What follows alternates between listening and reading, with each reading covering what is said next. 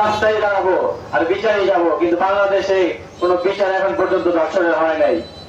ঢাকার পল্লবীতে মুন্সিগঞ্জের সিরাজদি খানের রামিসা ও আশিয়া সহ সকল শিশু ধর্ষক খুনিদের দ্রুত বিচারের দাবিতে বিক্ষোভ সমাবেশ অনুষ্ঠিত হয়েছে। বৃহস্পতিবার ২১শে মে বিকেল ৪টার দিকে সিরাজদি খান উপজেলা বাস স্ট্যান্ড মোড়ে এনসিপি, জাতীয় ছাত্র শক্তি ও জাতীয় যুবশক্তির আয়োজনে এ বিক্ষোভ সমাবেশ অনুষ্ঠিত হয়। এ সময় উপস্থিত ছিলেন জাতীয় নাগরিক পার্টি এনসিপির সিরাজদি খান উপজেলার যুগ্ম আহ্বায়ক মারুফ হাসান মন্টি, যুগ্ম আহ্বায়ক ইমরান হোসেন বাদল, মুন্সিগঞ্জ জেলা যুবশক্তির সদস্য সচিব জুয়েল শেখ, যুগ্ম আহ্বায়ক নাইমুজ্জামান নাইম, যুগ্ম আহ্বায়ক নাজমুল হাসান, উপজেলা ছাত্র শক্তির রিয়াজ মাহমুদ, সোহাগ মাঝি, সাকিব, আতিক মোড়ল সহ আরও অনেকে।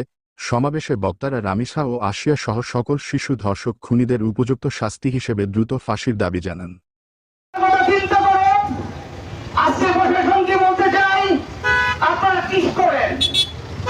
আমাদের জলফাঁসি তাহলে সেটা মেনে নিতে প্রস্তুত আছি ইনশাআল্লাহ।